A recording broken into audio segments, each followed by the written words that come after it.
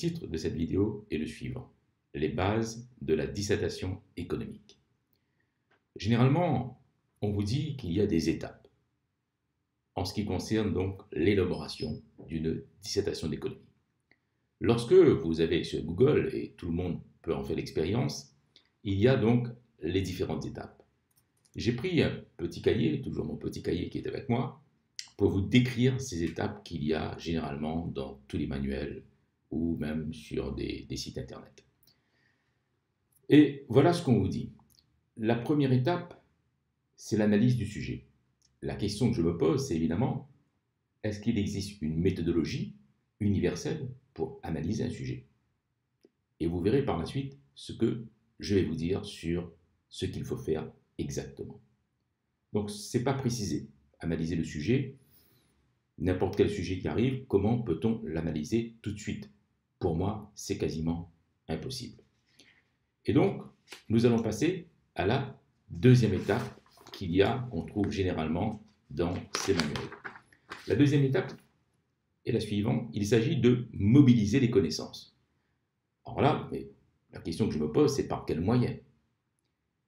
Au hasard, en vous souvenant de tout ce que vous avez appris en cours, c'est-à-dire en mémorisant, en faisant défiler sous vos yeux tous les chapitres que vous avez appris, tous les thèmes qui ont été traités pendant votre année de préparation ou vos 2 années de préparation, lorsque vous préparez par exemple des concours.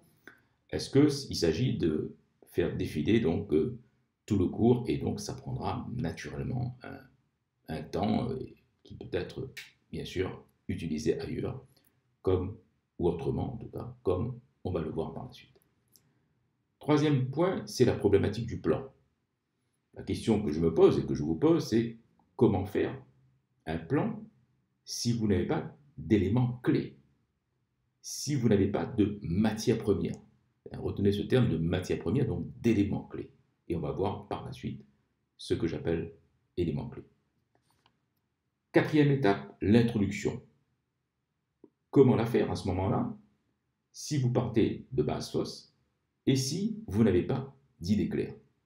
Ça, c'est la question qu'il faut se poser lorsque vous lisez ces 4 étapes. Cinquième étape, l'argumentation. Là-dessus, tout le monde est d'accord, il faut une argumentation. Mais pourquoi d'abord arrive-t-elle cette argumentation dans la 5e étape? Et comment avoir des arguments? Parce que c'est ça le problème qui se pose. C'est quel type d'argument vous allez avoir par rapport au sujet, bien sûr, qui vous est donné. Et on va voir comment construire ces arguments dans ce que je vais vous dire par la suite. D'ailleurs, n'oubliez pas de télécharger sous le lien de la vidéo le guide de la dissertation économique que j'ai écrit et qui se trouve dans le site www.economics.com. Ensuite, 6e étape, la rédaction. Là, tout le monde est d'accord pour rédiger. Sauf que si vous rédigez à partir d'éléments que vous ne maîtrisez pas, ou d'éléments superficiels, de mots qui ne sont pas correctement définis, en rapport bien sûr avec le sujet, à ce moment-là, vous n'aurez pas confiance en vous pour rédiger votre dissertation. Et enfin, la conclusion, et là aussi, on verra ce qu'il convient de faire. Alors, par rapport à ces 7 étapes, je vais vous dire ce qu'il faut faire pour arriver déjà à construire une dissertation d'économie, dès le départ. Cela est décrit dans un document, je vous le dis, de 49 pages, je crois, dans le guide que j'ai spécialement écrit pour vous.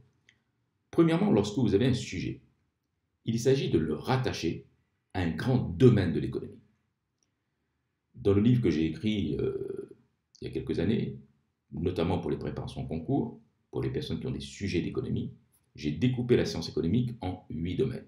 Disons que si on lit le domaine de la théorie monétaire et puis de l'offre de monnaie, les banques centrales, le financement de l'économie, on arrive à 7 domaines. Par conséquent, dès que vous avez le sujet, il faut savoir si ce sujet se rattache par exemple au domaine du commerce international, au domaine des marchés et des organisations, de la macroéconomie, des relations monétaires internationales, de la politique économique, etc. Donc, bien sûr, il faut, dès le départ, rattacher le sujet à un grand domaine. Des fois, ce grand domaine, c'est je veux dire, c'est un domaine qui fait 70-80% du sujet, bien évidemment. De savoir comment on va le traiter, dans quel domaine il appartient, en réalité.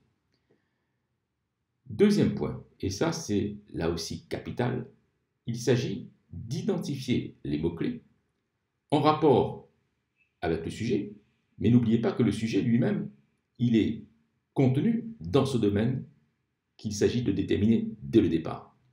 Donc ce ne sont pas n'importe quels mots-clés, bien évidemment. Ce sont des mots-clés qui rentrent dans le cadre du domaine qui va traiter du sujet. Généralement, je l'explique d'ailleurs dans le guide, généralement, dans la grande majorité des cas, 70-80% des cas, c'est un seul domaine. Il est rare qu'il y ait des domaines mixtes, bon, ou alors il peut y avoir effectivement 70% et 30%. Un, par exemple, concernant les marchés et les organisations, et puis l'autre, un peu 30% sur l'économie du travail. D'accord?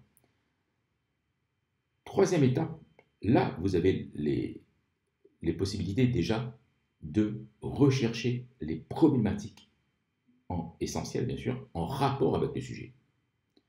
Supposons que vous ayez un sujet sur le commerce international.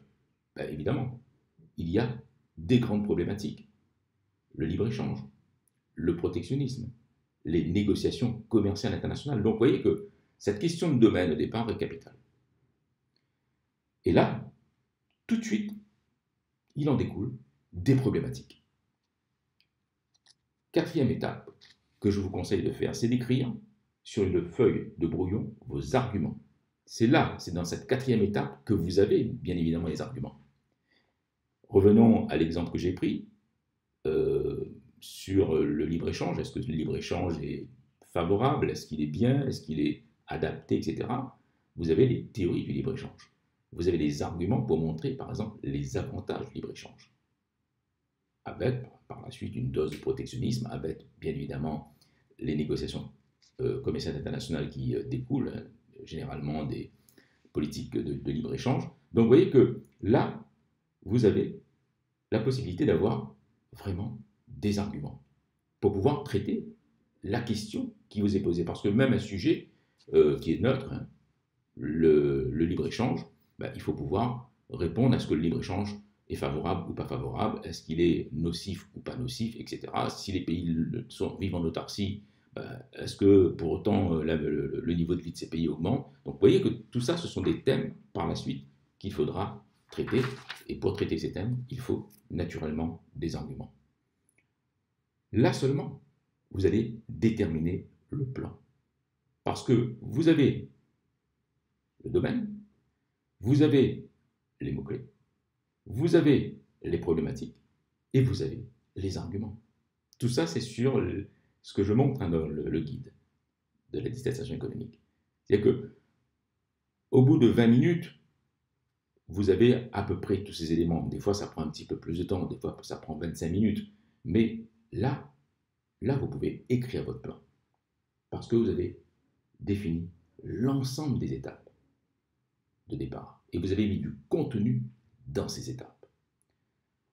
La rédaction est là, naturellement, dans la 6e étape, vous pouvez commencer à rédiger avec confiance. Dans la mesure où vous avez tout.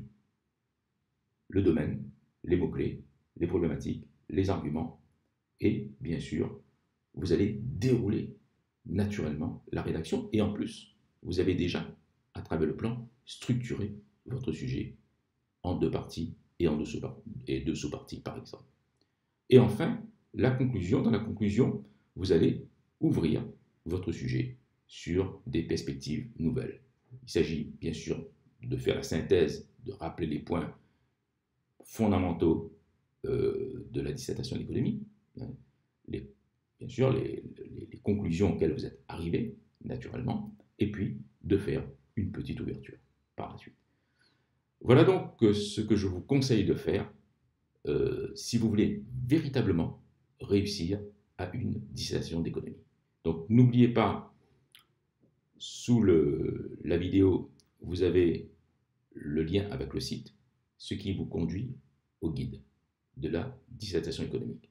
Voilà, je vous remercie. Si vous avez aimé cette vidéo, vous pouvez naturellement la liker, la partager. Et surtout, n'oubliez pas de vous abonner à notre chaîne YouTube Economics. Je vous remercie et je vous dis à très bientôt.